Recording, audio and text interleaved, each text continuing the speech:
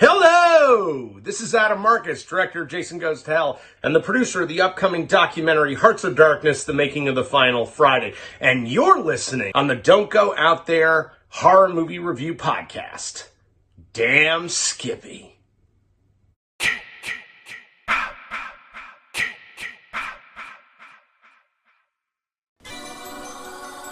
In a world where zombies, ghosts, serial killers, and vampires all exist, it's Nico, Brian, Mike, and Dustin, and they are all that stand between you and the films that could end the world.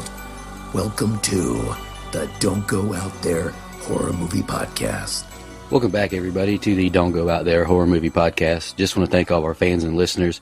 Really appreciate the support. You guys are awesome. Before we get into tonight's film review, just want to give a quick shout out to our website, don'tgoouthere.com. Everything about our podcast is on the website. All of our episodes and interviews, if you want to check those out. We've done some incredible interviews in the past. Go check them out there in a specific tab by themselves so you don't have to scroll through hundreds of episodes on Apple or Spotify, etc. We also have our store if you want to grab a shirt, a mouse pad, a hat, all that good stuff. We'd love to see your pictures, rep your favorite podcast. And Shan's Etsy page is also attached if you want to grab a tumbler. All of our social media links are on there as well. Facebook, Twitter, Instagram, YouTube, TikTok. Like us, subscribe us, follow us, all that good stuff. And the last thing I want to shout out on our website is our Patreon. We call it Blood Donors. We have the traditional monthly reoccurring kind. If you want to support us, help us pay the bills, as we say. Or if there's a movie you want us to review, that option is available as well. Just check out our website, don'tgoouthere.com. Also, if you haven't noticed, we've recently joined the Believe Network. So there's some ads on our program now. But if you want ad-free content, go check us out on Blood Donors. The ad-free episodes will be available there. We appreciate your support. We hope you enjoy the episode. God dang! Why does roast beef? Y'all ever seen like that roast beef that gets like that little greenish hue, like at the towards the like? Why does it do that? I don't know. It's weird. It's gross. I don't eat that. It looks like when someone dumps oil or gas in the river. Yeah, like how it turns. That's what it looks like to me. I still eat it. But did you see that Arby's was like getting sued because the commercials shows the roast beef at like a medium, and then when you get a roast beef sandwich from Arby's, it's always brown, like well done.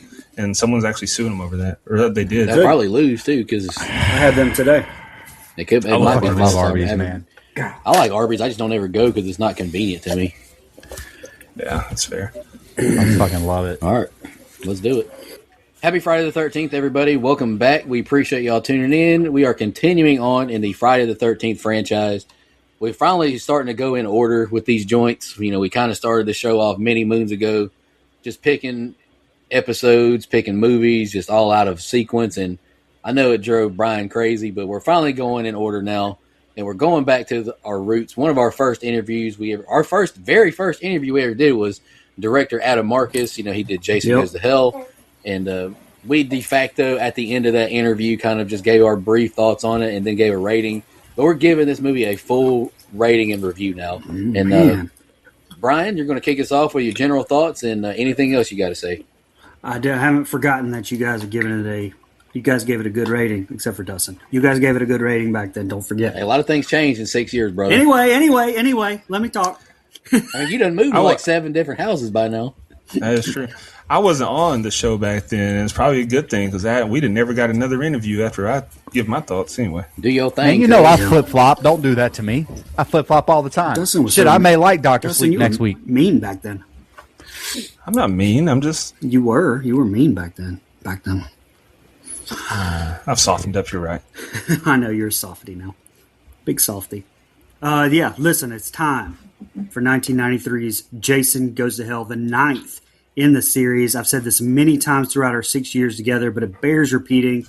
This is my horror guilty pleasure. This movie got me into horror.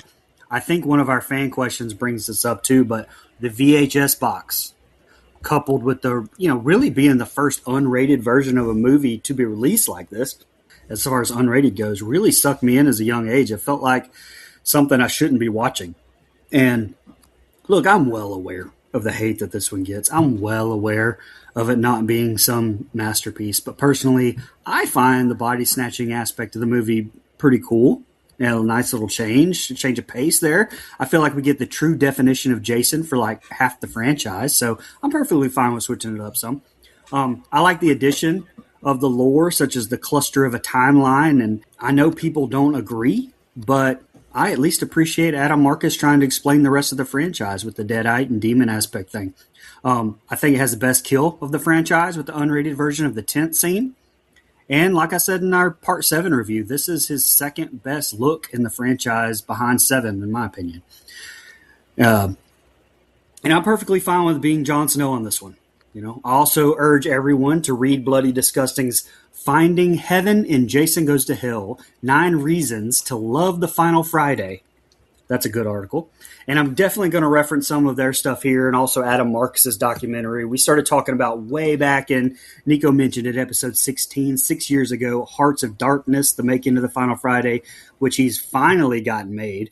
I'm actually pretty sure my name is in the credits, if I'm not mistaken. I gave to their crowdfunding after their interview because I'll never forget, like you mentioned, him being our first guest when we didn't know what we were doing. And he absolutely didn't have to do that.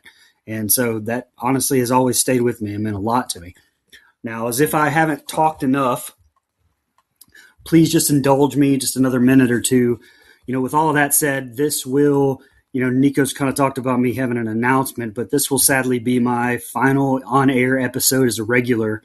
Since this one is the one that got me in the horror as far as the movie goes, it's the one I requested, and I appreciate the guys allowing me to end on one that got me in the horror in the first place. It's kind of poetic. But after around 650 episodes, give or take maybe 5 or 6 in the entire 6 years, I just feel like I'm in a place in my life where I need to kind of step solely into that producing role. And thankfully the guys are going to let me do that. Kind of to put it lightly, this show has been a gigantic part of my life. I mean, my daughter was born about a month after we started this. And for the last 6 years and 5 months, we've put out an episode every single week, sometimes multiple. So to say I've poured my heart and soul into this would honestly be an understatement. It's the same for these 3 guys. The show has also brought me so many great people into my life, as well as outpouring support all these years from longtime friends who've supported me in this.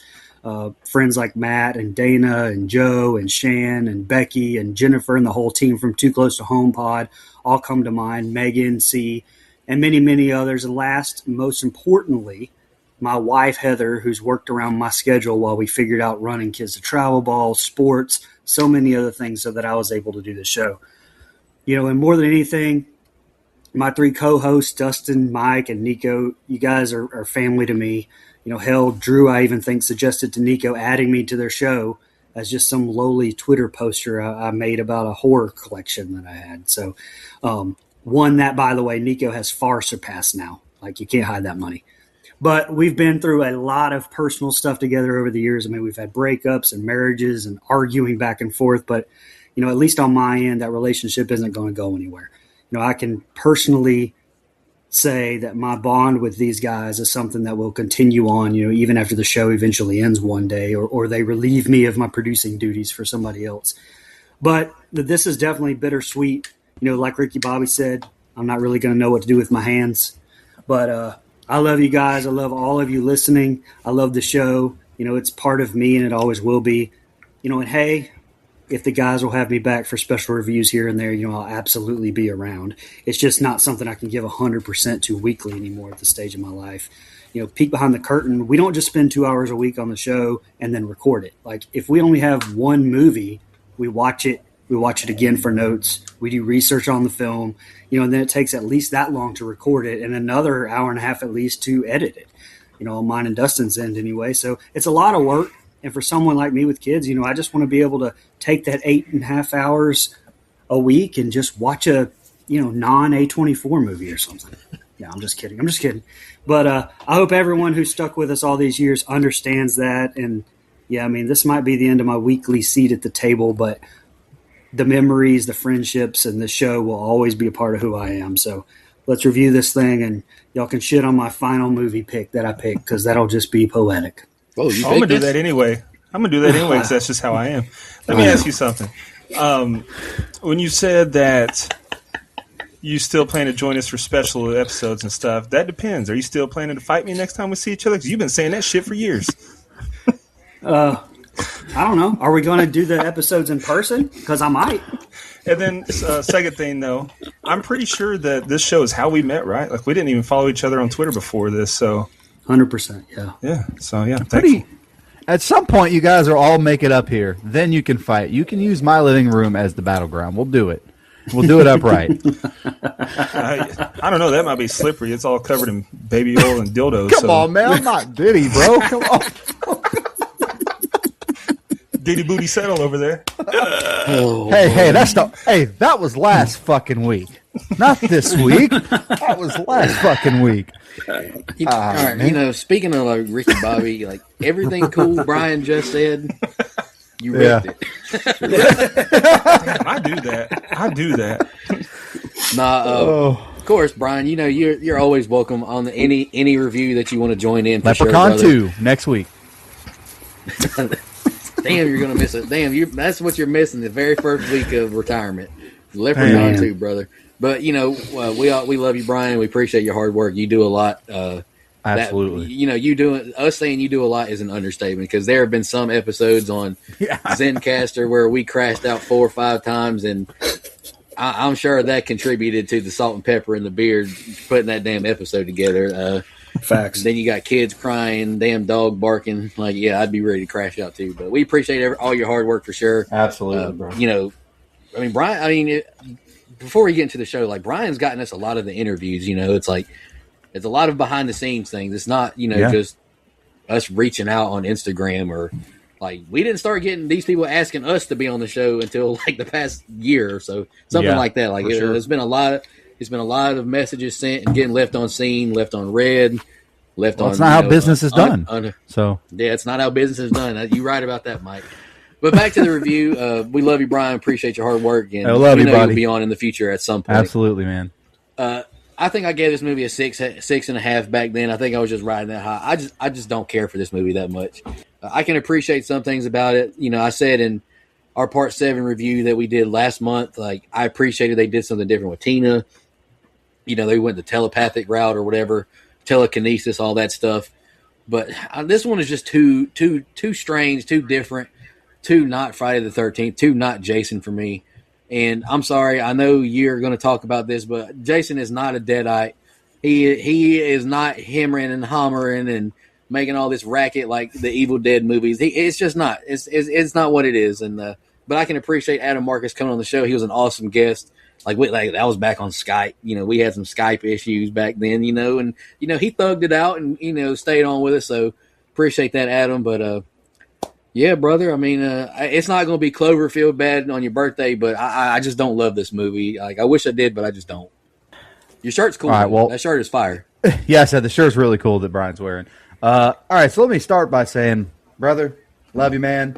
Sad to see you leave every week, but again, I'll miss that salt and pepper. But I know you'll be around, and you're the most lenient boss I've ever had, I tell you what, because I don't know if anyone's dealt with more. I'm like, hey, man, not going to be on this week. Can you just, edit my shit in? Peek behind the curtain, guys. That happens sometimes. Brian somehow makes it all work seamlessly, so I really appreciate Brian over the years dealing with my bullshit time and time again. So thanks, brother. And, of course, it won't be the same without you. Now, for your pick here, look, I go back and forth on how I feel about this movie because I think it earns its place in the franchise. It's a mess. And you kind of even admitted that this movie is a mess of a movie. However, I have a good time with it. It's fun. It's hard to consider it a Friday the 13th movie at times because I'm like, what? There's no Jason for the majority of the film. We know that. I mean, yeah, the spirit or I call it the poop monster that happens throughout the film is there of Jason, but there's no Jason. And man, that's what I want to see when I watch a Friday the 13th film. So that immediately knocks it down some. Now, that doesn't mean I can't have a good time with it. I think I talked way back after we interviewed Adam Marcus back then. I'm pretty sure I mentioned the fact that I like the character of Creighton Duke a lot, and I do, but it's almost like they took him from another movie and put him in this movie. I don't know if he quite fits this film, but it's a great character with a lot of aura. I'd love to see some kind of Creighton Duke spinoff something or another. But I mean, Brian, I have a good time with it. I'm not going to totally shit on it, especially since it's your last show. You know I'm nice anyway. I don't remember what I gave it back then. I'm not going to lie. So I'll probably give it either way too high or way too low, depending on the mood I'm in. Because that's what I do, baby. That's what I do. I just flip, flop, snip, snap, like Dustin says. That's how I get it done. You gave it the highest of any of us, actually. Hey, was Like Adam on the show with us at the time? No, 7.75, I think. Nah, it won't be that high, Brian. It won't be that high, but it won't be super low either. Well, first of all, to address your comments there, I'm not going to bounce on it crazy style like these two guys did, but I am going to say that. But you are still going to bounce on it, is what you just said. I'm not going to bounce on it at all. Oh, but okay. not Relax. like you with Sophie Thatcher. But I am going to say though that I'm thankful for the bond that we've built. You said it when you said we're family. I truly consider you a brother, and yeah, you're always welcome to join us on our re-reviews of Midsommar. As for this movie, though, Mike, you said you're right. It does. This movie does earn its place in the franchise, and that place is last. I'm definitely going to be the lowest score on this show. I just don't think it's good. It's like when Hill House decided after so many movies that they're going to try something new. It's like when Paranormal Activity decided, hey, we're going to abandon found footage in the last one, and we're going to do third-person perspective. Just stick with what works, man. When you're this deep into a franchise, the same criticisms I had of Part 7 when we did it recently. That's not a Jason movie. That's a Tina movie. This isn't a Jason movie. It's a floating spirit and special effects movie with a character, Creighton Duke, who I swear to God is a villain out of an episode of Walker, Texas Ranger. Like, I do not like his character at all. I love this. Jason X is lower than this? God, or higher than this? God, and you know what's crazy is that when we did our franchise rankings, I had this one above Jason X, but on this rewatch, I realized I was wrong. Calm down, Mike. That's not me saying that I'm coming around. Yeah, buddy. And by the way, Brian, I will request your presence on Jason X. I must. I'll be there for that. Okay. But for all the bad in this movie, of which there is no shortage, I think the most unbelievable thing in this movie, perhaps even the franchise, is Steven wearing a Letterman's jacket. I'm supposed to believe that fucking dork played sports? No, come on. But And it was a shitty fucking Letterman's jacket too. I got to crash out about that one later. That's because it wasn't real. He bought it he had Temu before Temu existed. That's not a real Letterman's jacket. That is exactly. He didn't earn that. What was he on the chess club? Dork. But anyway, no offense to chess. I enjoy chess. I love chess. I have a Simpsons edition chess set actually. But I do. I love the Simpsons and I love chess. Shut up. What the fuck? I like Jason. The franchise holds a special place in my heart. Saw and Scream are my two favorite franchises, but Jason Voorhees is my favorite slasher, my favorite villain. And this one does not do him justice. Sorry. Also, I meant to say, with you leaving the show, thanks for waiting until after I got the tattoo. Now I'm going to have one of the fucking masks erased from my arm. Just be like, which one am I? I can't remember. Which one am I? Scream? Yes. I got Jason Voorhees for me, Scream for you. Mike is Michael Myers, and Nico's got Billy the Puppet. hell yeah. Gotcha. Nice. Hell You yeah. didn't get Art the Clown for Brian? I would rather For yourself. I would rather get a authentic Samoan style tattoo on my pee-pee than get a tattoo of Art the Clown. Man, you Ran out of pee-pee. Ran out of pee-pee. Walk with me. Stay with me now. Yeah, stay with me now. Ojo. All jokes aside, that's when he started. That's when you know he's about to rage bait. When he says all jokes aside, that's when he's rage baiting. Yeah. All right, guys. Any more opening thoughts before we jump into the scene by scene? It kind of feels wrong to even do a review now that Brian done got us all choked up. We're losing our partner. Yeah, I just wanted to bring up that I'll try my best at least to go through the differences in the unrated and theatrical cuts here. Although most, I think, just add nudity and some awesome gore to the unrated version. I don't even know why you would watch the theatrical version or which version you guys watched, but I definitely watched the unrated. What's the difference in runtime? Do you know that? I don't know. That's the reason why. That's the reason. Nope. Just want to point out, I watched this on a legitimate Blu-ray DVD this time, brothers. Let's go. Let's go. You don't usually watch these shows in a professional and Brother, I What? watch all the movies at my computer desk with an electronic button, microphone, headphones. It's very professional. there you go. That's all you need to say. That's all you need That's to right. say. It's a very professional Why do you need setup. Professional that I have podcasting here. service. That's right. Why you need a microphone for watching a movie? Because sometimes I talk to myself, Dustin. I don't know if you know. I don't know if you know this about me, brother. Talk to myself all the time. Damn. He's like, call me some. He sees Joey B. Call me sometime. All right, let's go into the scene by scene. The film starts with Elizabeth Marcus, an undercover FBI agent, driving to a cabin at Camp Crystal Lake. The shed door slams shut as she's getting a new light bulb, and she's spooked. She changes the bulb and strips to take a shower in a disgusting bathtub. The light cuts off, and she's spooked again. She wraps in a towel to look around, and Jason appears slashing at her. She falls over the balcony onto a table and takes off running. She trips running in the woods because, of course, and Jason pursues. Gotcha, bitch. Jason goes to kill her until the lights get bright and the FBI opens fire on a groaning Jason. His body has exploded and they all celebrate. Creighton Duke watches from a distance, not believing he's dead, as we get a title card. Coroner is patted down by unmasked Kane Hodder and does the autopsy on Jason Voorhees' body. He recites off all the injuries amongst opening credits. Michael got shot 6 times, Jason over 100. Further proof of who the GOAT is, Mike. Coroner picks up Jason's heart and it starts beating again when set back down. Coroner is drawn to it and begins wolfing it down. He lets out some wolf-like roars as blood runs down his face. Jason's soul and energy go into his body as another coroner arrives with pizza. The new coroner talks shit to Jason as the coroner kills him with a probe. Coroner Jason kills the two security men as the news covers what happened with Jason and sends us to the interview with Creighton Duke. Brian, that's the opening set of scenes. What do you think?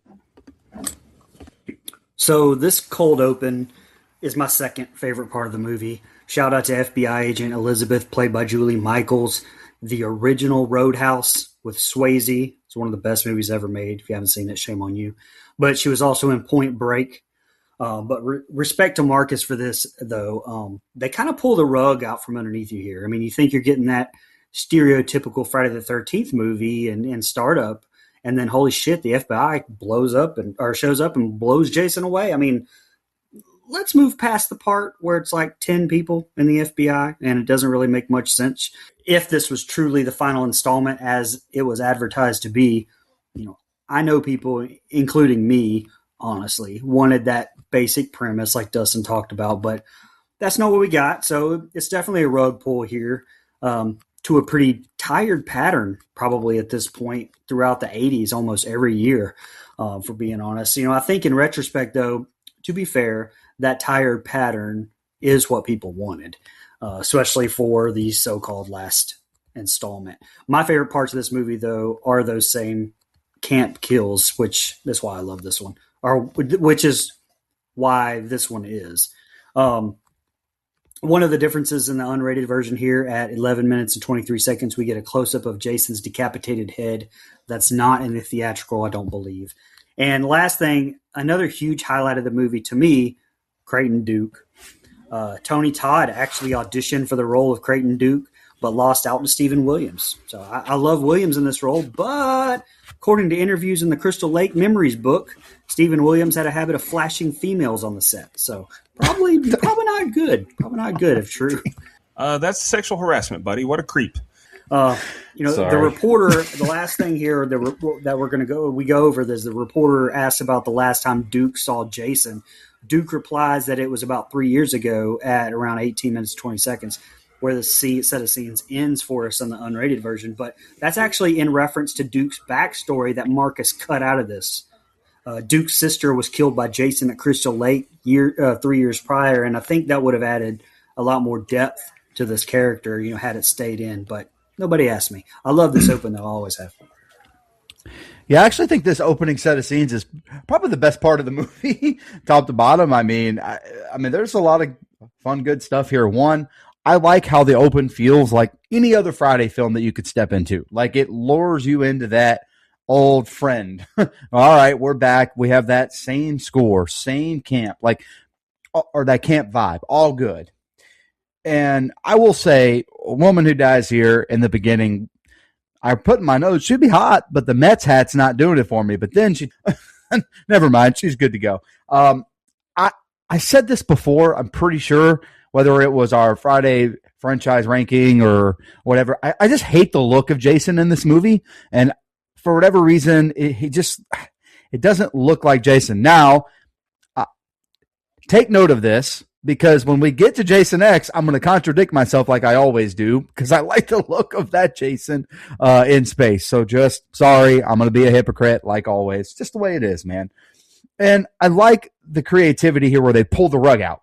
It's not going to be a traditional Friday movie. I like the way it's done. I like the creativity behind it being a government operation to catch this killer named Jason Voorhees. And in this world, and look, I didn't write all this down, so this is a little bit off the top of my head, but listening to Slash of the Titans and reading Slash of the Titans, the book about how Freddy versus Jason almost got made 30 different times, they do talk a little bit about the different scripts that ended up being this movie eventually, where Jason Voorhees was a real serial killer. And it does feel like some of that got held over through this, where they tried to make this person kind of real a little bit. Now they lose all sense of that as it becomes the mouth poop later on in the movie. But again, I do like that we're treating Jason Voorhees like something that we need to take down to save humanity almost.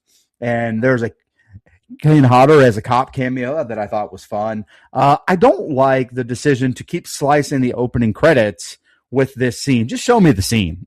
Just show me the scene at the coroner's office, like how they keep going back and forth. And that's a nitpick, I know, but I just don't like it. And I actually like this coroner, Phil the coroner, as he's listed in the credits. I like it because he's funny and witty, and he says the line "deader than shit." But then this movie takes another complete left turn, and he eats this fucking beating heart. And I just don't understand what would make him want to do that. But all of a sudden, he becomes fucking Jason Voorhees' spirit animal, or Invasion of the Body Snatchers. And I don't know if I love that decision. There's some other good stuff in this movie, but the decision to make it as Voorhees' soul or whatever goes from person to person, not a big fan of that choice personally. Last thing I really have is I love the shit talking other corner here before we get to the interview. I think he's funny, and I like his kill a lot. Creighton motherfucking Duke. I'm going to say it twice on this show. Creighton motherfucking Duke. What a guy. I like the tone and atmosphere created by Marcus early on here. That and the score, the open does feel really right for the franchise. But Mike, you mentioned, I have in my notes, I don't like the Mets hat though. As handsome of a lady as she is, I couldn't even feel bad, or I wouldn't even feel bad if she'd have got killed. Go Nats, Mets suck. We don't waste any time Ring seeing that bell, Jason baby. in this one.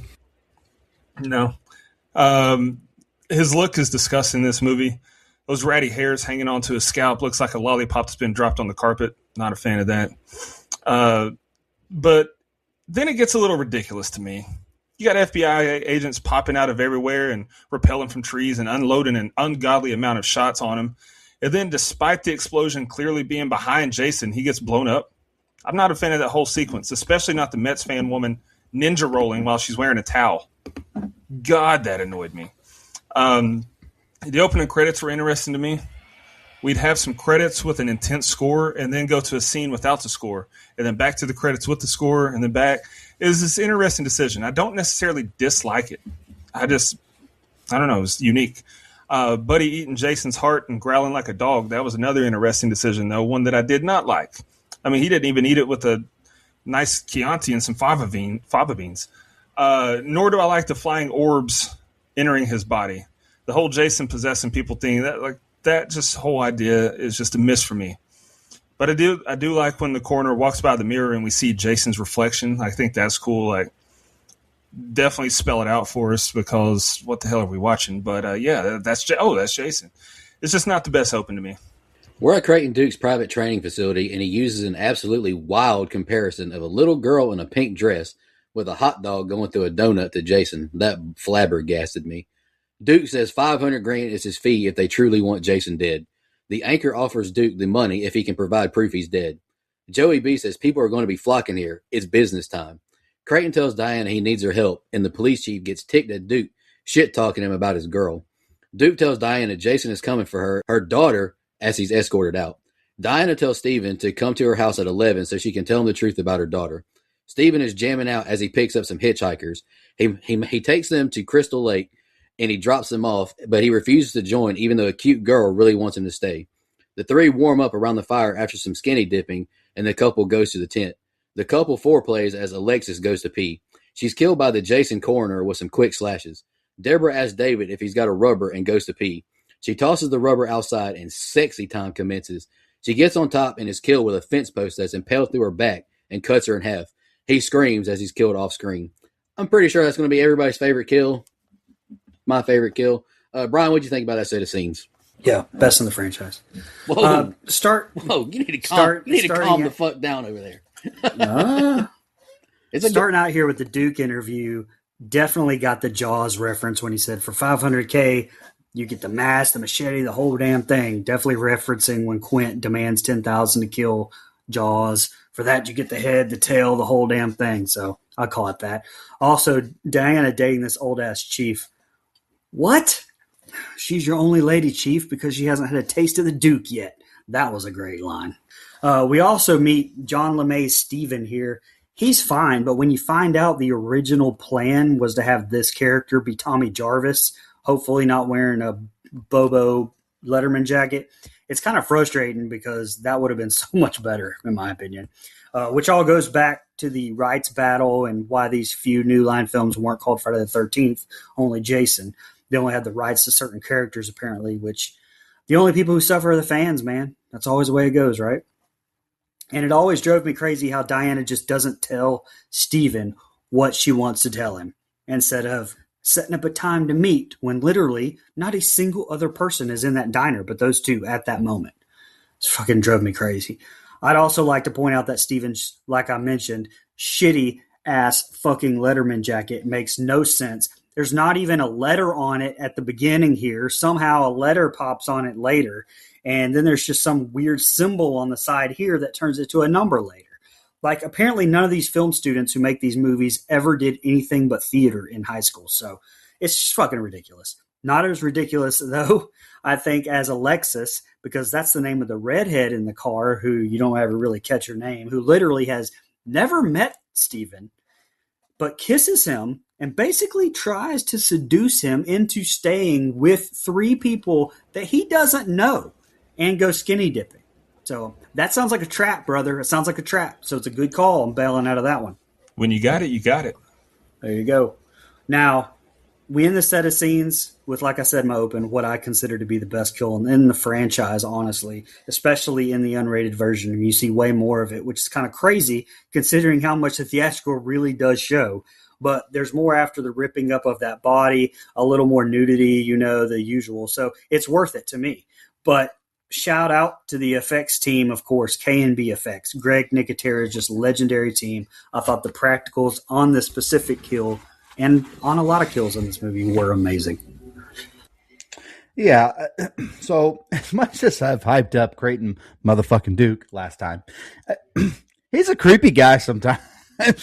Honestly, the behind the scenes thing that Brian just told us makes it even worse, to be honest. Some of the stuff he says, I'm like, man, that's a little odd. Now, he has aura, as the kids say. He's got a little bit of aura, so there's not a whole lot. I mean, I get it. I understand his, he's kind of got that cocky attitude to him. But I will say, I thought it was funny, the burger at the diner, with the Voorhees mask shape. I thought that was funny. I would like to eat that burger. Speaking of, I say this, God, I feel like this happens once a year, guys. We have a movie with an old school diner, and I just want to fucking eat there, man. I just want to eat at a good old school diner with average ass food, just at a booth. Oh, so nice. Anyway, then we get a story or a plot development that doesn't really work for the franchise to me. a long lost family member. Like, these add-ins, this added lore to a movie that's existed this long with new characters that are related to Jason Voorhees, I don't understand. I'm sure Nico is probably also not a fan of this, considering his stance on Scream as a franchise and all these long lost family members and everybody being related to Laurie Strode all these times and shit. So he probably wasn't a fan of these added siblings and stuff. And now it's much better in the Scream franchise. But anyway, just felt like an unnecessary addition. Like, you could do this same movie without that tie-in and without that connection, in my opinion. This group in the car, nice throwback to all the other Friday movies as they go, to a camp. It felt familiar. It felt like an OG Friday movie with this car full of, quote, campers. So the people that say that this movie doesn't have any of that are totally off base, in my opinion. I'm sorry I pulled away from the mic there, but totally off base, because there's an opening scene that's very Friday the 13th-esque, and then you get maybe one of the better kills in the franchise coming up here. Like, I think there's some good, it's not enough. I definitely want the whole movie at Camp Crystal Lake as often as possible, but I think you get enough. Yeah, I mean, well, last thing I really have, and I didn't have a ton, is these kills would be great if they were Jason Voorhees, but they're Phil the fucking Corner. Like, who gives a shit if Phil the fucking Coroner, possessed by Jason Voorhees, is killing motherfuckers? It's a great kill. It's awesome. But who gives a shit that it's not Jason Voorhees? It'd be so much more interesting and badass if it was. The diner staff was so annoying, and so was Creighton Duke. Y'all like him. I hate the character. I don't think the acting's good either. I think I was so annoyed by the scene that I didn't even realize until after I was done watching it. And I've seen this movie a handful of times in my life. I didn't realize until after this most recent rewatch, after it was over, that was Leslie Jordan. Like, that's crazy to me. Anyway, and then where's the logic from Diana? I mean, I get that's an oxymoron, asking where the logic is coming from a woman. But she said, Steven, Jessica wanted to tell you something, but there may not be enough time. So hours later from now, be at my house at 11. It seems like Jessica could find time between now and 11. Make the phone call. What are we doing? The car ride when Steven picked up the hitchhikers, that was another cringe scene. I get it. It did feel authentic to the franchise, like we're heading back towards Crystal Lake. And I did kind of like when he was like, you're going to go up there, do drugs and have premarital sex. And aren't you afraid of Jason? They're like, no, that's what we're going to do because Jason's not there. But I thought a lot of the dialogue was just bad. Maybe I'm nitpicking because I'm not having a good time. Not sure why the one girl just let Black Jason carve her up without a single scream, though. That didn't make sense. She didn't even alert the people that are in the tent getting their freak on, know that she was getting attacked. Last thing I got, it was a great kill when old girl was riding Cowgirl and got stabbed through her torso and then upper body was sliced up. Hell yeah.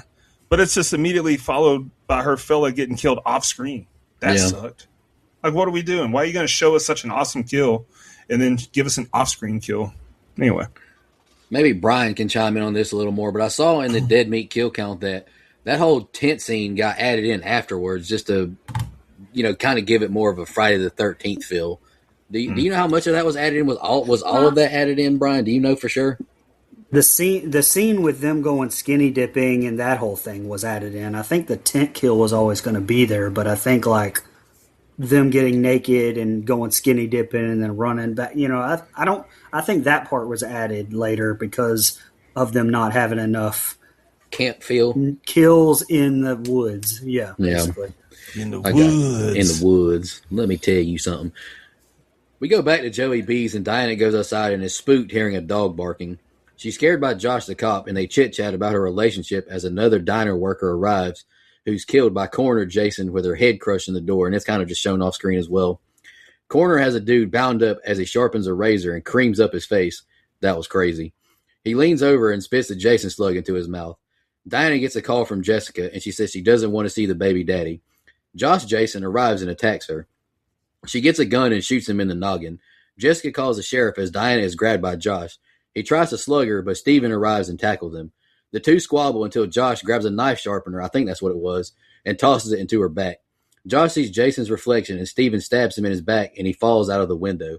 Diana tells Steven who is Jason and to save Jessica. Steven tells Landis it was Josh, but his body is gone in a Michael Myers-esque way from Halloween. Steven is taken to jail, and Randy doesn't believe he did it and will try and straighten it all out. Jessica makes it to Diana's house as Vicky is trying to clean all the blood up. She pulls her to the side to tell her what happened to Steven. Randy takes Steven to his cell as Jessica arrives with Vicky and her new boyfriend. Randy assures him he'll get him out of this. Creighton is cell neighbors with Steven, and the two begin chatting about Jason and the murder. Duke says there's only one way to kill Jason. Steven wants to know, but it comes at a costly price. Duke asks for his hand, and he breaks his finger. Duke says you must destroy Jason's heart, and only Jessica can do that since Diana is dead. Duke breaks another finger for more info. Jason needs to be reborn, and he needs Jessica. The other bodies are temporary. Steven offers more fingers for info, but this one's on the house. Only a Voorhees can kill a Voorhees. Only Jessica can kill Jason, but find a way to prove it to her, he says. Brian, that's the next set of scenes. What do you think? Okay, so as we open up back here at Joey B's and Diana, I wanted to point something out as well. There's a shot here where she opens up the ice machine or maybe a dumpster, I don't know. Either way, the camera is inside, and we see her open it from that POV.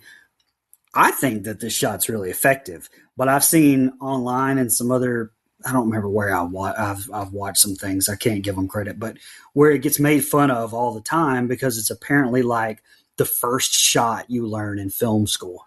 And since this was Adam's first movie fresh out of film school, it's kind of tied together and he gets, but you know what? Fuck off. Like, who cares? I think it's a good shot. Also, can we say, I think that these are worse cops than Haddonfield. Like, we are first person POV of Corner Jason as he runs up and slams the door in that girl's head. Like, how did the other cop not see him? Like, also, we just cut away. I mean, how did Coroner Jason even get that cop to be able to like tie him up in such a very weird homoerotic way, by the way? And they shave him? Like, we're shaving him now? What's going on? Let's move on from that. Yeah, what are we doing here? He creamed his face up. It was wild, wasn't What it? are we doing? Let's move on. Let's Okay, move go on ahead, from you're that. right. What are we doing, Adam? I know he said it was to counter the sexuality of the women. The rest of the franchise had kind of come to be known for that, but let's move on. Also, let's just forget about the fact that, the baby has hair in this set of scenes, but no hair later on. Maybe he got a haircut. Again, let's just move on from that. Let's bring up the music. Most of it I really liked. Harry Manfredini back for it, but can I say I felt like it was used way too much? Like the exact portion of the soundtrack, I feel like he just played it. I got pretty sick of hearing the exact same portion of that soundtrack. Maybe that's just me. But pretty obvious goof as well when police officer Jason, coming soon from Mattel, sees his reflection and it's actual normal Jason. Like, he moves and the reflection doesn't move. Like, come on. I mean, how do you not catch that in post? I didn't like that anyway. It doesn't really make any sense. But hey, we're having lots of fun. Very nice, very evil. Very nice, very evil. Also, in the unrated version, there's more footage of Diana dying. So I'll just throw that on there. And we end up on one of the most memorable scenes in the movie with Duke breaking Tommy Jarvis's fingers for information. I like that. I thought it was shot very well, made you feel every break. Now, if we could have just gotten some consistency, that would have gone along with, broken fingers the rest of the movie from Steven. We would have been okay. But now we just forget about those and we start using them fine the rest of the movie. But nothing to see here. Move along. See, I've been on my mute button tonight, sharp as a tack, because of Brian's last episode. I've been right on the button, buddy. You're welcome. Knock on my wooded desk here that I paid for, but you're welcome. Anyway, this is such a weird scene. You guys already talked about it. Why is this man lathering up his face again? What the fuck is happening here, man? Like, I don't understand what this. Man, this is, and he's tied up in like a bondage way. It was wild. I'm not really sure why it's in here. Adam's got some explaining to do. In my opinion, it's odd. And look, I've said it, and I don't have a whole lot on this set of scenes. I've said it throughout, but this black goo that's supposed to be the soul of Jason Voorhees or the spirit or whatever the fuck that it's supposed to be looks like the poop that comes out of Cartman's mouth in South Park. And so that's all I could think of was these people passing fucking mouth poop to each other to get Jason Voorhees in the body. Super terrible, but I can't unsee it now. So that's just what it was. It was this poop passing of the torch, I guess, as they hop-potated Jason Voorhees around. Didn't like that. This whole angle with the baby, we got to save the baby. We don't want the baby to become Voorhees or whatever, is interesting, but it feels like the side plot for a Friday the 13th TV series more than it does like a feature film like this. Like, and that's not a bad thing. I just don't find it all that interesting. It feels like a one episode series. I don't know, just how I feel about that. And I have this in my notes. As much as I hyped up the character of Creighton Duke, like I did way back when 6 years ago, things change. Snip, snap, flip, flop. Creighton Duke's a creepy motherfucker, man. Like, he's a serious, he's just a little creepy with his tone and his attitude. But I agree, Brian. I like this finger breaking scene with Steven a lot. Like, it really does portray him as, yeah, he's kind of like cool and confident, but this is kind of a bad dude we don't want to fuck with. And like you mentioned, could have had some consistency. And I'm with all you guys on the Letterman jacket. I honestly didn't really notice it until probably like the last 20 minutes that he's in the movie, because I'm like, this guy's a fucking nerd.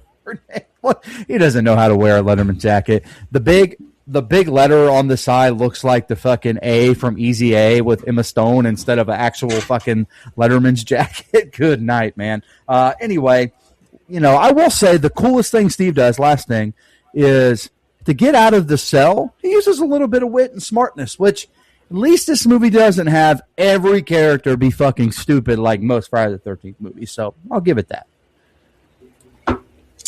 Shout out to Easy A, Stanley Tucci. Great actor. Decent tension as Diana is outside the diner.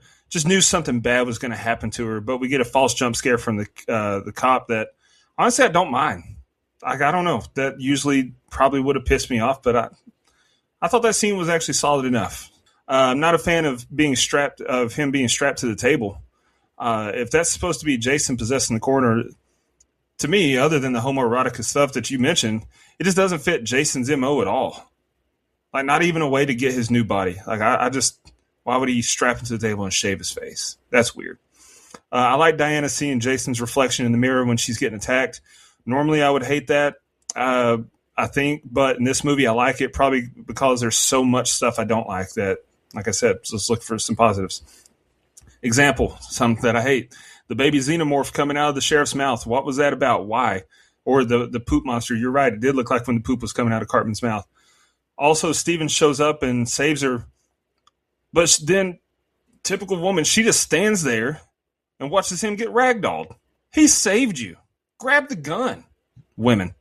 We get more of the awful Creighton Duke character in this set of scenes when it ends. I don't like him. I don't like anything about him. I don't like his stupid tough guy cowboy wannabe persona. I don't like him. What's the point of breaking the fingers? Do you want to stop Jason or not? What are you doing? Why are you breaking the dude's finger? And also, why are you sticking your finger out there for another guy that's locked up in jail? There's some crazy people in jail. You're lucky he just asked for your finger and not your mouth.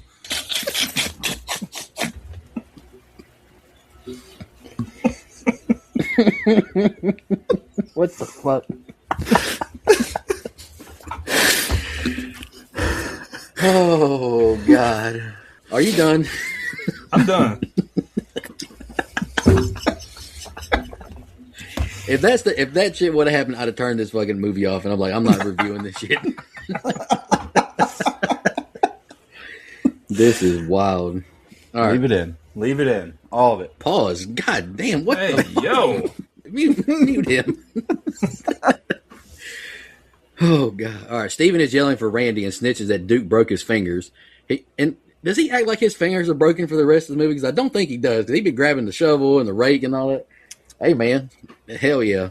He grabs Randy and slams his head against a cell and takes his gun. He forces him to open the cell at gunpoint and puts Randy into the cell. Vicky makes it to the diner with the baby, and Joey B snaps. This is a restaurant, not a nursery. Hell yeah. Joey says the baby can stay to make a crib, and she spills the news Steven escaped. We see Steven is at the restaurant, already hiding in the back, as the baby is left in a fucking banana box. Steven appears as Ward tells him to get out. Steven makes it to the Voorhees house and falls through a hole in the floor. Robert arrives to the house as well and talks about the episode of the show for the Voorhees house and reveals he stole Diana's body. Unreal. Landis appears attacking Robert and puts the Jason slug down his guzzle. Landis begins to melt onto the floor as he dies. Diana's body falls onto Steven as Robert becomes the new Jason host. Jessica is taking a shower, but the power cuts and she yells for Robert. She grabs a weapon as she makes it to the garage. Robert tries to grab her and give her the slug, but Steven grabs her and carries her away. Robert punches through the window and Steven runs him over. He drives off and she demands he pull over. I cannot wait to hear Dustin's thoughts on this part. Steven tells her that's not Robert and he didn't kill her mother. He tries to explain what's happening, but she pushes him out the car somehow and drives off. Jessica makes it to the cops and says she saw Steven and Brandy goes to pick him up. The two guys fight and they pull guns on each other. But then Steven says, cuff me, take me to jail. Brian, that's the next set of scenes. What'd you think? I think Robert's already given her the slug, if you know what I mean. Hey. Anyway, fun fact about the Voorhees house here, that jungle gym in the front, also used in The Birds from 1963. Good movie, unless you hate all old movies. Listen to our review, don'tgooutthere.com. Another goof on this fucking Letterman jacket. Now in the Voorhees house, it has a letter on the front and nothing on the arm. I just don't understand how you just don't see this stuff. I don't know. Anyway, one of the most controversial additions to the film, nay, the franchise, that gets ignored here is one that I absolutely love and Nico absolutely hates, and that's the presence of the Necronomicon and the dagger from Evil Dead. Adam Marcus himself does say that it was intention to insinuate and make Jason a deadite, meaning a possessed demonic spirit.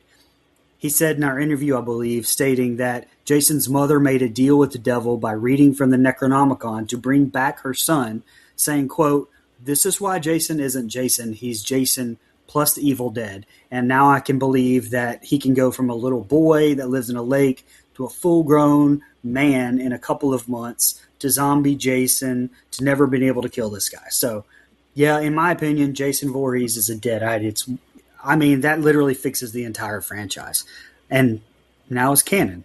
So just like Jason being afraid of water in the next one after the next. But yeah, well, everything. He goes to space too. So everyone's welcome there. Now, the face melting scene from police officer Jason after he transforms that disgusting entity, the Cartman poop, like you said, to Robert is absolutely phenomenal effects work. I mean, shit, that's just one of the absolute best face melting scenes that I may have ever seen. The jaw falling off of him, man, it's just fantastic work from K&B Effects. Last thing I'll say is Jason doesn't have very good awareness here. I mean, somehow he knows where Jessica is to track her down, but yet had no idea that Diana's body was literally right there the whole time. But hey, what do I know? Action starts to really pick up here in the next set of scenes, though. Look, I mentioned the cell scene at the end of the last set of scenes, but speaking of Steve, has anyone looked guiltier than Steve looks right now with this fucking buddied up jeans? I mean, outside of O.J. Simpson, right after the murders, when he was just trying to find the killer, not guilty. We all understand. Just saying he looked guilty, right? Anyway, has anyone ever looked guiltier? I don't think so. Good night. Blood-soaked jeans and a gun in his hip? No, man, he's got a... That's tough. Correct me if I'm wrong. There's never been a Voorhees house before this one, correct? Like, actually a Voorhees house mentioned, reference like this? Why do all these slashers have a special house, man? Like... Something, though, that I think is really cool, and me and Nico talked about this on the way to Scaradise last month, like one of those scripts that you may have already read when you were talking about the Freddy versus Jason scripts or whatever, had the Voorhees house on Elm Street. Yeah, and it did. Mm-hmm. The whole reason for Pamela taking him to the camp that year that he died, was because he was one of Freddy's victims. Yep. I thought that was I think that's great. There's a lot of good scripts in there. There's a lot of stupid, wild ones, but there's a lot of good scripts in there too. Yes, I do remember that one. But the reason I ask is because if this is the first time, man, so long to get to a quote Voorhees house. I mean, we have the Myers house, we have the Elm Street house. I mean, we talk about the big three, but even the Mocker house, because I consider Ghostface the fourth on the Mount Rushmore personally. So I don't know. It's just odd. Buddy. Who else is on the slasher? Who's the fourth? Nico. It don't have to be a slasher, and it's Jigsaw. What are we talking? Ghostface? I'm talking about slashers. Just slashers. It's Pinhead. No. Fuck out of here. Is Drew back on the show? It's Leprechaun. No, it's Ghostface. No debates. I'm about to quit with Brian. I'm quitting too. Fuck It's this. possessed Marilyn Manson from Ghosts of Mars.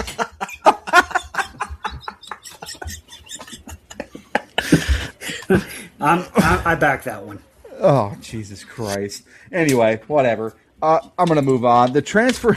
Look, I'm sorry, but this transferring of Jason's whatever is never not funny to me now that I just see Cartman shoving food up his ass and pooping out of his mouth. Like, it's always funny. It's disgusting. It looks gross, which I'm sure was intentional, but always just looks hilarious to me.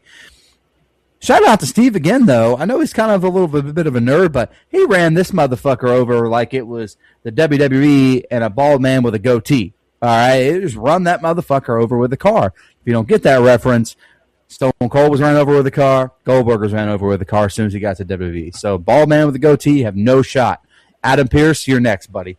Last thing I have, Jessica, kind of a bitch here. Steve risked his life, and I know that Dustin's probably going to touch on this. Steve risked his life over and over again to try to help her out. What does she do? Slaps him, throws him out of the car, and drives off because no fucking reason. I'm just saying, total terrible woman move there is all I'm saying. You didn't have to explain why. All you had to say is the statement. Jessica kind of a bitch, and I would co-sign it. I mean, yeah, he's just lucky that he didn't get blamed for the whole thing. Never mind, thanks for saving me. It's like, why weren't you there to protect me from the beginning? That's a man's job. Shut up. More incompetent cops in horror movies. How you let a man that's locked up get your gun? Give me a break. I hate the tough guy shtick from the diner owner. No one would work for her. She wouldn't be able to keep employees. She was obnoxiously over the top aggressive. Robert's phone call was another scene that made me roll my eyes. I stole Diana's body, stashed it here, and then banged her daughter. Douchey laugh. Okay, bro. Like, that sucked. Then the sheriff's body melting after transferring Jason to Robert just for the sake of having something shocking on screen. That was dumb to me. Why? It looked okay. It looked like a wax figure that was melting, and we didn't see that any other time in the movie. It was weird. Just another set of scenes that I did not like, but I did enjoy Steven and Randy's fight. The I got a gun. That bit was kind of funny. Yeah. Jessica is told Steven has been picked up as Robert arrives at the police station. He's killing folks and grabs Jessica to give her the slug. She escapes as Randy and Steven arrive. Steven takes a gun and opens fire on Robert. The two escape as more officers arrive and check out Robert. He kills them both by slamming their heads together. Duke clotheslines Adam Marcus, the cop, and takes his key to escape. Steven and Jessica make it to Joey B's and they try to call the cops, but the phone line is dead. Ward is sent outside to see what happened at the station. He sees Robert stomping over as Jessica grabs the gun and they shoot the power out. Ward has his arm snapped and Robert enters the restaurant. Steven opens fire on Robert, as does Vicky with a shotgun. Jessica discovers the baby is gone.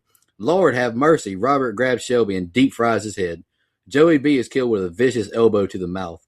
Robert grabs Jessica, but Vicky shotguns him twice and stabs a pipe through his core. Robert grabs her and kills her on the same pipe and crushes her skull. Robert falls over and they check on Vicky. Steven goes to get help as Jessica drives off. Steven finds a note from Duke having the baby at the Voorhees house as Jessica arrives. He introduces himself to her as she says Robert's dead and he won't be getting any of that bounty money. He asks for 2 minutes of her time and gives her the baby. It's not about the money anymore. We can send Jason to hell tonight as he tosses her the dagger. Only a Voorhees can kill him. He won't stop coming for you until he's reborn. If you want this over, you end it now before others die. Brian, that's the next set of scenes, and the next set is the ending. What'd you think? Like I said, last set of scenes, I thought there's a lot of good action in this set and the next. The police station scene, I think, has a lot of good gore and good kills. The gunshot Stephen gives Robert and then it's splattering behind him, I thought that was fantastic work. Now, let's not talk about how abandoned the police station is and these two cops that hear gunshots. Did they come out of the bathroom together? One was zipping his pants up. The answer is yes, by the way. I rewound it. But we also get that Adam Marcus cameo here. I hope he wasn't in the bathroom with the other two, but I don't know. And I know there are off-screen deaths, but as far as this on-screen goes, I really, really did hate the death of those two guards. Like, we slam their heads together, and then suddenly they have, like, burn marks on their face. Super bizarre. I hate it. I hate it. But I do love the Joey B scene. I always have. Tons of fantastic kills there. It kind of reminds me of, like, watching a scene in the Terminator movies, like the way it's shot, the slow motion. I don't know. I didn't mind. I have a lot of fun with it. I really like that there. Now, another mess up here. At around an hour and 9 minutes, when Jessica first picks up the note out of the box crib, it says, "I have what you want." Which, what do you mean by that? But also, when Steven reads the note later, it says, "I have your baby." Also written in two different color inks. So, come on, man. Come on, guys. Anyway, the next set of scenes is my favorite part of the movie. And we are now there. So, enjoyable set of scenes here, though. Okay, look, you know, I gotta say, it's hard to feel bad for Jessica here, man. The way you just treated Steve, and then you're about to get poop mouth. No, man, you get what you deserve. That's all I'm saying. But here's Steve being a nerd again, saving her. Again, this killing spree in the diner. Okay, being normal now, I promise. This killing spree in the diner would be awesome if it was Jason Voorhees, but it's not. And I don't like that. Like, there's a lot of good stuff here. And if I can remove the fact that it's supposed to be a Friday the 13th film, even though it's not in name because of rights issues, if I can remove that, great scene and the tension and the atmosphere, the lighting, some of the shots that they get in this set of scenes is great when it's dark and they use almost like a beam of light to kind of light the whole thing. Really like it. Love the kills. Just wish it was not Robert. Wish it was fucking Jason Voorhees. But anyway, this, and again, we're talking about added lore. And franchises do this a lot. Halloween has done it too many times, which is why they have 80,000 different timelines. Scream has kind of added in some lore like Roman in Scream 3.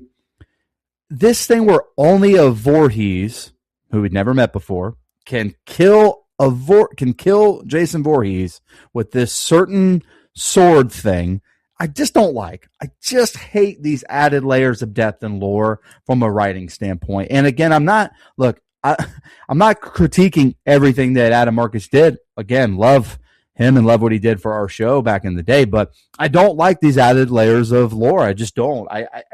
These family members we've never met before, they're the only ones that can put them away. You could have told this same movie without that piece of it, in my opinion, and it would have been just fine. Yeah, I agree with what Brian said. I think it was the last set of scenes. These are the dumbest fucking cops that we've covered in a long time. We've covered some really fucking shitty cops on this show over the last 6 years, and these are not any better.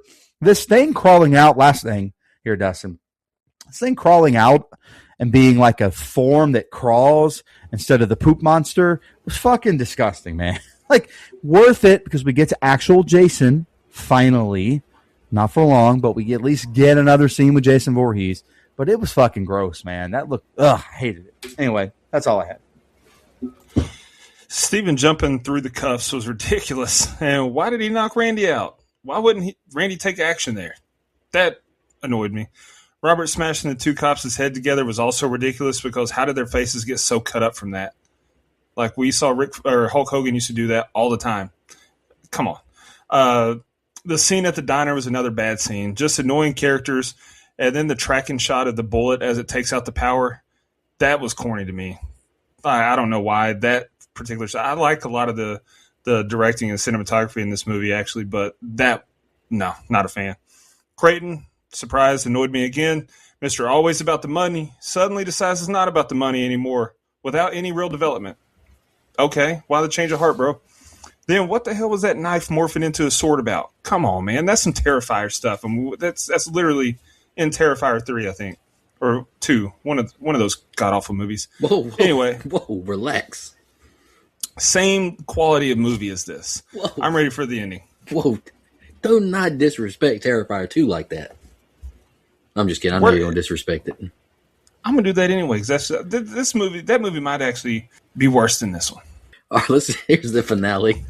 I don't want you to have Brian crash out with you saying Terrifier 2 is better than Jason Goes to Hell. Like, he might quit right now and not even...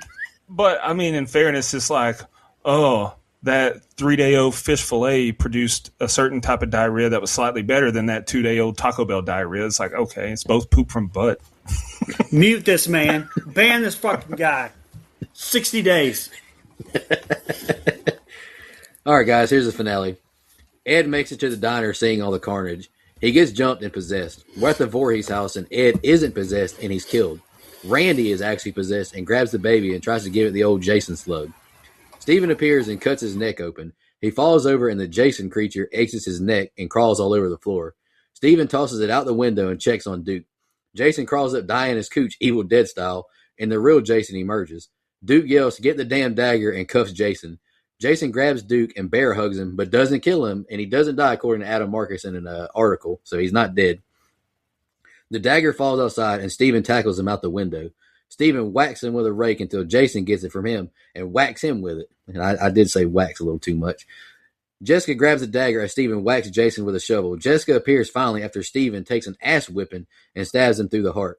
Energy beams shoot into the sky as Steven begins to lay the smackdown on him, and Jessica kicks the dagger deeper into his heart. Jessica saves Steven from being pulled into hell as demonic hands pull Jason below. The two walk off into the sunrise as they see Jason's mask in the dirt. A dog licks Jason's mask, and suddenly Freddy's glove appears and pulls the hockey mask below. Brian, that's the ending. What did you think? Like I said, my favorite group of scenes here. We finally get Jason in full Jason mode. Fun fact, at around an hour and 18 minutes in the film, just before he handcuffs himself to Jason and a part of the furniture or whatever, Creighton Duke says, "Son of a bitch, you remember me?" In the audio commentary, it talks further about what I mentioned earlier about Jason killing his sister.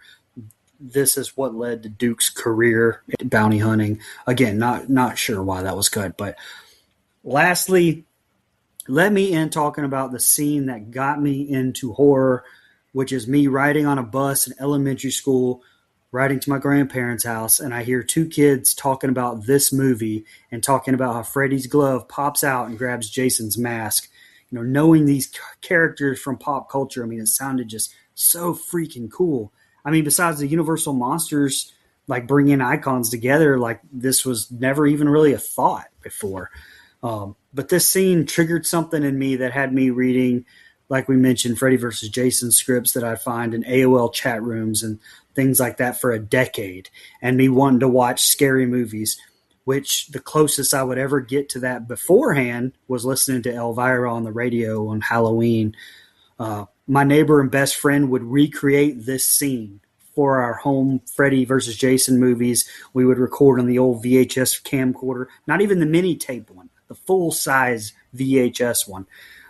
We'd use a box covered with dirt and a Jason mask that we found at Eckerd's Drugs during Halloween time, and our dad's work glove with electrical tape and bent paper clips as claws.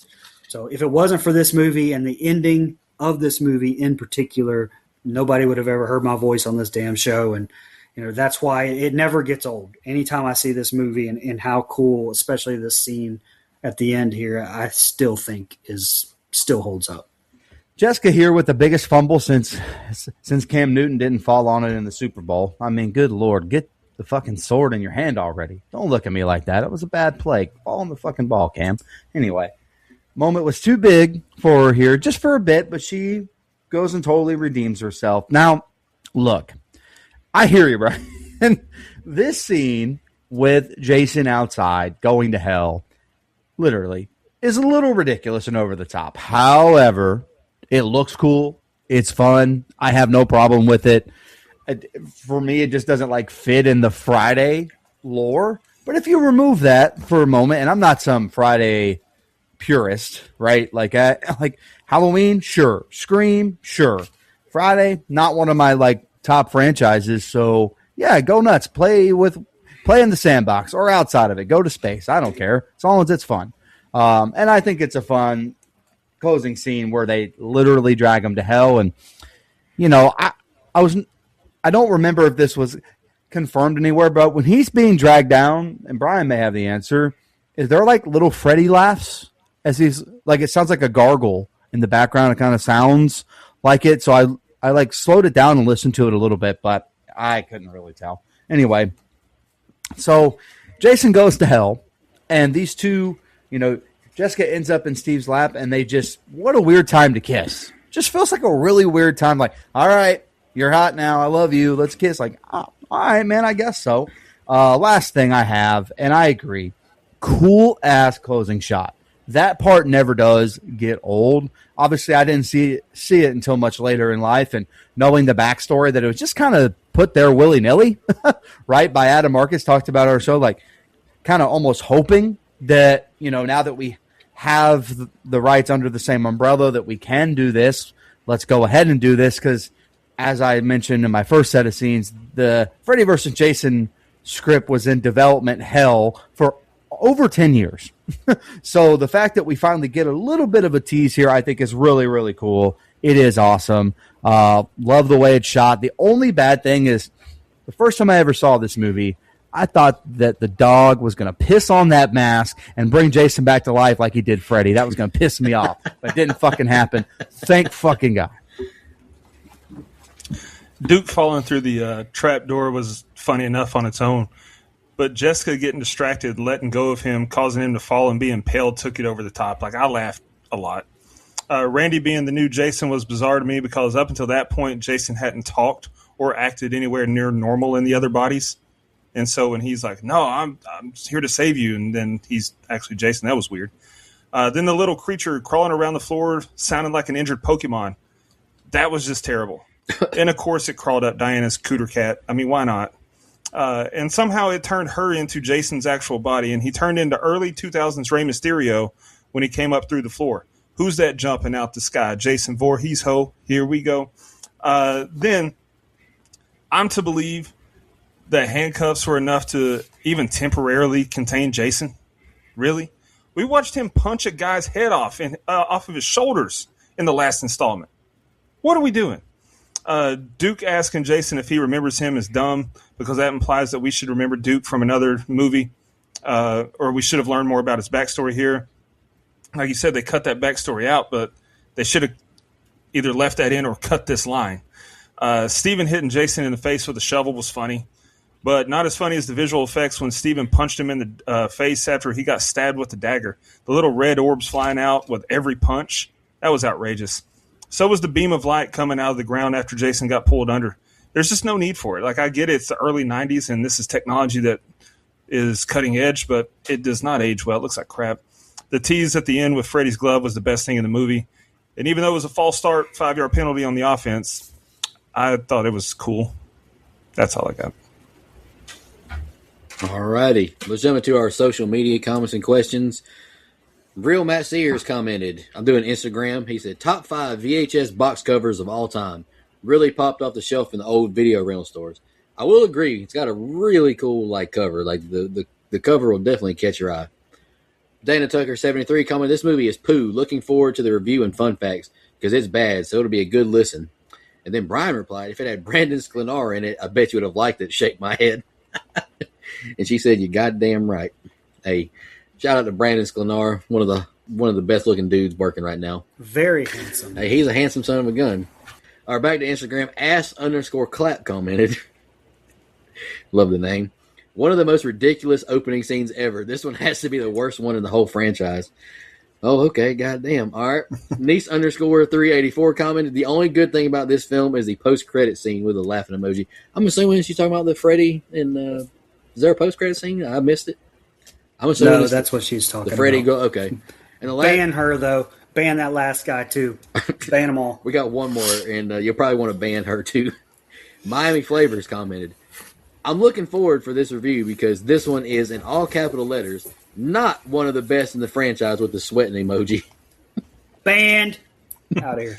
Yeah, when you said post-credit scene, this is another one of those. I don't even think I let the credits start rolling. I turned it off. So if there was a post-credit scene, I missed it. But Get him out of here. I've got X, the artist formerly known as Twitter, pulled up. That guy, Millhouse14108, says, Oh, hell yeah. I don't know how to feel about this movie. Seen it several times, and although it has the best kill of the franchise, this film treated continuity like girl directions, and the train of thought got completely derailed. Hold on. No. Amen. Dude, that's funny. That's funny. Lastly, Creighton Duke is a hilariously bad and good character. 4 out of 10. Love the show. Sean the Glee Man, what up, Sean? Said, movie really isn't as bad as most think it is. It's definitely middle of the franchise. And then I commented, said, I'm glad you say this. We've been agreeing more than normal, and I was getting concerned. Man thinks Jason X is number 1. He said there are still plenty better movies in front of it, but it's not 8 or 3 levels of bad. And I said we have to agree to disagree. Andrew Ferguson said this movie makes me think of a little girl in a pink dress sticking a hot dog through a donut. Dude, no, what is man. that? Pause. What is Duke on saying that? I'll tell you what he's on. The Files, The List, The Island. And then Andrew Ferguson also commented GIF, sorry for that flub there. No, you said a GIF it right. of the coroner eating the heart. And then movies_beer365 said, my favorite of the franchise. Nice. Just See? got the making of documentary as well. Hell yeah, that's what I'm talking about. The Book of Faces is just full of nothing but praise and worship for this movie. I'm calling now. fake So, news. Okay. There's nothing on the Book of Faces. Oh, okay. Y'all got any fun facts? Yeah, I've got 3. I got more than that, but you may have said some of these, so hopefully I get to make you work on your last full-time episode. Get to cut these out that I say that you've already said. Michael B. Silver and Michelle Clooney, who play Luke and Deborah, the couple who have sex in the tent, had been a couple in real life, but broke up shortly before being cast. This made for some initial awkwardness when they had to spend hours stark naked and simulating sex. God, talk about a nightmare. Let me fake bone my girlfriend that I'll never get to actually bone again. God, I'd kill myself. One early concept of this movie was Jason Goes to L.A., in which 2 rival gangs would be fighting. When Jason would show up and start murdering them, the rival gangs band together to defeat Jason. Thank God that got scrapped. Jason's heart was also used in From Dusk Till Dawn as Monkey Man's heart. That's cool. This movie released on 8/13/93, the day after my 5th birthday. The first screenplay for the movie was written by Jay Hughley and had Jason's twin brother Elias taking over his powers and killing. You know, the twin brother we've definitely known about this whole time. Definitely canon. The scene where the campers... you kind of debunked this, but I read it too. The scene where the campers having sex in the tent was added later by producers after they complained the movie didn't have enough sex and nudity. Those producers' names? Brian Hathaway and Mike Settle. Dude, I am not fucking kidding. Let me read this first. Okay. It says, the scene where the campers having sex in the tent was added later by producers. Also, the producer they asked was named Brian Hathaway. That's funny. Toby Hooper was originally considered to direct. That would have been cool, but also a blemish on his resume. John McTiernan was offered the chance to direct the movie, but turned it down to work on a much better movie, Last Action Hero, starring Arnold Schwarzenegger. Brian, you and I like that one. That's a good movie.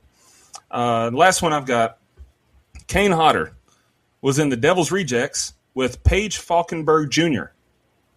Paige Falkenberg Jr. is better known as Diamond Dallas Page, and he was in Ready to Rumble with David Arquette. Nice. I have no trivia. Oh, my bad. No, you're good. You're good. And it was the same thing that I had. That's so funny. That is. It's like y'all know each other or something. Mike, you got the budget? I do. Actually, Brian Hathaway, that fucking guy, sent me this long-ass paragraph I got to read now. So here we go. Appreciate that, buddy. Just messing with you. Released on August 13th, 1993, Jason Goes to Hell, The Final Friday, 1993, ultimately grossed $15.9 million, an improvement over Friday the 13th, Part 8, Jason Takes Manhattan, 1989. Well, fucking course it was. $14.3 million in 1989. This made it the second lowest grossing Friday the 13th to that point, although $15.9 million was enough to be the highest grossing horror film, to Nico's point, of 1993. Bad time for horror in the 90s, buddy. Bad time for horror. Yeah, let me speak on that. The 90s is not good when it comes to horror. Let's talk about it. Scream. 93 also Scream. gave us Leprechaun. Disagree. Scream. Disagree. 93 gave Late us 90s Leprechaun. is great. There you go, Dustin. Add fuel to the fire. Movie was Hey, ass. late 90s is good, man. It's got all the meta movies, man. Come if it on. wasn't for Scream, Silence of the Lambs, Urban Misery, Legend, and- Silence of the Lambs, New Nightmare. Misery, I like Urban Legend. New Nightmare. I like There's Urban a, Legend. there's a bunch of The Craft. The Craft. Candyman. Craft. Craft's good. Candyman. A Beautiful Mind. Yeah, man. That movie's terrifying. He was schizophrenic. That's a good point. What are we doing now? Favorite? Are we at the favorite kill? Dusty, you want to kick us off? Favorite kill, least favorite kill in the rating? I sure will. Let's set that bar ultra low. Favorite kill was Cowgirl getting sliced. Good effects. I mean, she was riding Cowgirl. I don't know what else her name. It caught me off guard. You're right. Pretty good. It was great effects and visual there. Least favorite kill was her sex partner. Off screen, lame, and it tries to imply that if he'd wore a condom, he wouldn't have died. I'm not buying that propaganda. As for my final thoughts in the rating, I've seen this one fewer than I've seen any other movie in the franchise, and I am confident that it will always be that way. Because now that I've officially reviewed it on this show, I don't think I'll ever watch it again. I just don't like it. This rewatch made me realize that I've been too harsh on Jason X. This one is my clear-cut least favorite. I think the directing was much better than the writing. I will give him props there. There were several shots and scenes that I really like how it was done, but there were even more characters and events that I hated more than I liked anything. I'm going to be extremely generous with my score because I enjoy this movie less than the number will reflect. But in honor of Brian, I won't be too harsh. I give it a 2.5. Good. I'm going to. Nice. I'm going to edit in 8.5. I'll go next. I agree with your favorite kill and least favorite kill, Dustin. The sex partners. Favorite one is the chick who got cut in half with a fence post, and least favorite was the dude who just got sprayed on, and then it cut away from him. He got sprayed on, blood. We saw it happen. We watched the movie. I don't know why I'm looking at my phone right now. I'm looking at the blood donor list. What's that going to do right now? Some things I like about the movie. I did like the opening scene. Like, it did feel like a Friday 13th at the beginning. I like that Kane Hodder got some love without the mask to be in the movie, because I saw, like, in the kill count, like, he had some reservations about this movie. You know, he's really protective of the Jason character and all that. So I'm glad he got that little extra role. The effects were good. The kills were good. But, yeah, this one's just too weird for me, man. It's just not this isn't my cup of tea when it comes to a Jason movie. I gave the movie a 4. Signed on to take him to space, but he's protective of the case. Okay. Hey, man, that was 8 years later. You know, things change in 8 years, man. Yeah. Them checks stop money. clearing. Yep. Yeah. What's wrong with Mike, taking you want to- Jason to space and one of the better movies in the franchise? What's wrong with Hey, you? to be Come fair, on, though, man. Jason was badass in Jason X. Even if you don't like the movie, he had a cool character. You goddamn right he was. And it's got Peter Great Mensah, kills. Doctore from Spartacus in it. Got- So, And he It's looks got like 3 of the best kills in the franchise. And he looked like Kevin Nash in Ninja Turtles 2. Super Shredder. Yeah, Super Shredder. He did. That's right. Fucking forgot that Kevin Nash was Super Shredder. Holy Yeah. shit. whoa. Sorry. Kevin Nash was super. Of course he Shredder? was. He'll do anything for Yeah. a paycheck. How's the money, brother? I Well, learned to it. be fair, at that point he was having to be Oz or Vinny Vegas. Like, Yeah. yeah, money was probably That's a tight. good point. I would. Man, he didn't care if he was Money's- Vinny Vegas as long as he money's was been tight getting a his good whole check. life. That brother was in slaw. That's true. No, Mike, as go long with as he my gets favorite cut kill. a good check. I'm sorry. My favorite kill is also, as you said, Gal Gore getting sliced or whatever. Yeah, sure, that's her. Yep, that's the favorite kill. I don't really have a least favorite kill because this movie has like 1 or 2 really good ones, and then I don't think any of the other ones are like remarkable. I look for a little bit more creativity with Friday the 13th. But anyway, I guess it doesn't really matter.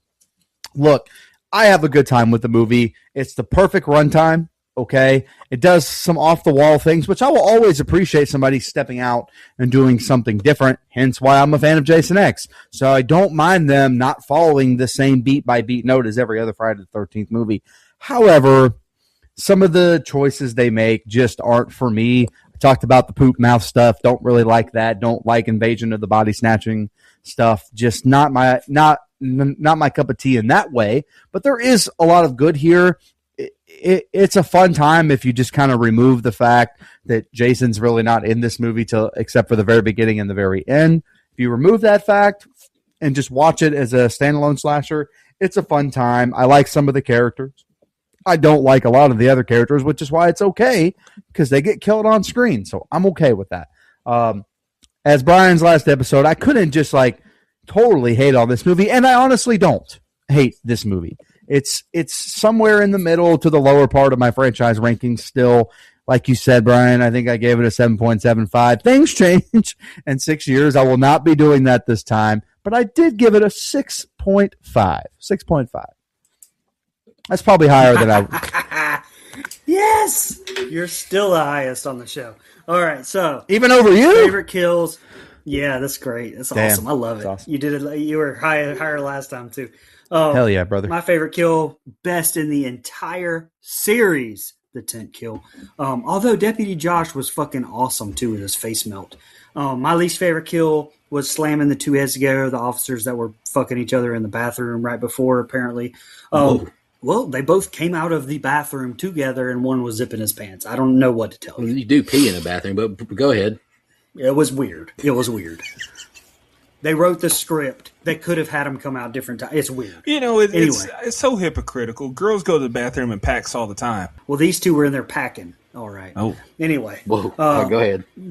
Again, this one's a huge guilty pleasure of mine, for real. I'm well aware of the issues with it, especially how it slots into the franchise, but I'm one of the few who don't mind those issues and embrace things like the Deadite theory, since I've always been someone who tries to make timelines fit together, even if they don't really. Looking at you, Halloween H2O and Halloween 3 and Halloween 2018. Never mind. Way back on episode 16, I gave this one a 7.5, which, again, wasn't as high as Mike. Fast forwarding to episode 479, I'm going to give this one a 6. I thought about giving it an 8 or a 9 because what are you going to do, fire me? But I decided to try to somewhat put my Friday rankings in some sort of order, and I don't want to be fired from being super producer Brian, so 6. All right. Well, I did my part because without me, y'all's score would have been way too high. IMDb has it at a 4.1, but our composite's at 4.75, so I helped. Letterboxd, I gave it a 4. I gave it the exact IMDb rating. Yeah, Thanks for nothing. you did, but those two yahoos. Letterboxd is at a 1.7 out of 5. Rotten Tomatoes, 15%. And I have a note here. What's that say? Yeah, the 15% that liked this movie were on Crystal. So Crystal meth. Yes. Okay, cool. Oh, not Crystal Lake, like in a canoe when they were. Hello. No, and they didn't stop at Crystal for a sackful either. They were on crystal meth. God, man, Yeah, Crystal Crystal Burgers back in the Tackle. day, man, used to be so good. Yeah, I was always, the burgers are whatever, but man, you give me some chili cheese pups. Oh yeah, Man. You I ate a man, sackful Mini of those at Glizzies? work 2 years he Yeah, ago. loves some buddy. glizzy. He doesn't Hey, I don't care do. what size they're. He loves them a glizzy. Give me a meat rocket boy. I'll take down any size shaboing boy. I don't care. Jesus. Call, Lord have mercy. call him a vet the way he takes down these dogs. Or Michael Vick. Either way. Hey, y'all got any final thoughts on Jason Goes to Hell Friday? Shout out our blood donors, and Mike can announce his pick for next week. No, happy Friday the 13th. Happy Friday 13th. Brian, we love you, brother. We're going to miss you. We know you're still Yeah, going to love be you, bro. involved, but we're going to miss you on the show for sure. But, just throwing this out there, he's not going to miss every episode. Like he said, if there's ever a movie we're doing, like he wants to, join us, he's going to do that. Like he's not gone forever. So fear not. Blood donors, really appreciate y'all. Legendary blood donor. Shout out Dana Tucker one more time. We just released her review, The Boy. That was a fun one. That also had a movie where the lady just watched the guy get his ass whipped and didn't help. So this is unreal. I'm saying. This has just been happening for decades now. This is unreal. Camper Level reoccurring, Nina, Michelle Mirza, Steve Schmidt, Matt from the UK, Anthony Andrews, and Lisa. Glenn was there. He would have helped out. Camp Counselor reoccurring, Edwin Hernandez Gunn, Joe Swinford, Adrian Aiello, Brian Samick, Andrew Ferguson, Brooke Maley, Heather Superdoc, Jennifer Davis from Too Close to Home Pod, Dana Tucker, Cole McAlexander, Max K, Amanda Pettiford, and Death Curse Casey. Really appreciate y'all. It means a lot to us. I mean that you contribute financially. It really does help us out a lot to pay these bills because this show is not free. You got to pay for the website, what we record on. There's a lot that goes into it. We really appreciate y'all. Absolutely. Mike, you want to announce your pick for next week? Yeah, I already spoiled it earlier because I tried to get Brian to come back on the show for one last episode, Leprechaun 2, baby. It's St. Patrick's Day week, and so I figured, we hadn't really tackled the franchise outside of what some people say, is our best episode ever, especially me and Dustin. We were sharp, on it, sober. We had everything going for us in that episode. I promise. It was. What's up, Dustin? I need that episode scrubbed from the archives. I was drunk like Hooter Brown. We were so hammered during the episode. Good night. We will not be hammered during podcast then. Yeah, well, we're not going to be hammered. Although I tried to get Dustin to drink with me during the recording, he turned me down. So we're not going to be doing that. We're going to do it like professional podcasters. So I picked Leprechaun 2, and I'm going to pick these every year until we knock them out, or I'm dead, or we stop the show, or however it goes. We're going to keep picking these every year around this time until they're done. So that's what I'm going to do. Leprechaun 2, not looking forward to it. Electric Boogaloo. I actually don't mind Leprechaun 3. That's probably my favorite of the franchise. Well, once we get to Leprechaun in the Hood, there's just nothing that will peak that. Like that is. Will you drink with me on that episode? But anyway, we appreciate y'all tuning in. And Brian, you got any final thoughts, brother? Did we do your movie justice? Oh, yeah, we did it. David Justice. Ooh, what about Sid Justice? Oh, nice. Very nice. Nice. Yeah. Thanks, guys, for everything all these years. Good night, sir. Brian. Thank you. I'm glad you said it like that, too. It was luscious. Thank you so much, everybody. I'll see you next week. And in the meantime, take care of yourself. Just want to remind everybody.